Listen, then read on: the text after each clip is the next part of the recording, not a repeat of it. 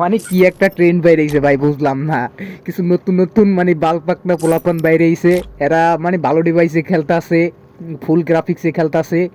আরো গান স্কিন আছে, এখন কত সুন্দর সুন্দর গান স্কিন আছে, এইগুলো দিয়ে খেয়ে অন ট্যাপ মাইরা কইতাছে জামশট ছাড়া মারতাছে। হ্যাঁ, জামশট ছাড়া মাইরিয়া আবার কইতাছে যে যদি তোমরা জামশট না মারো, না মারতে পারো, তাইলে তোমরা চুরি পরো লিপস্টিকে, এইসবের আর কি ট্রেন্ড চলে আইছে।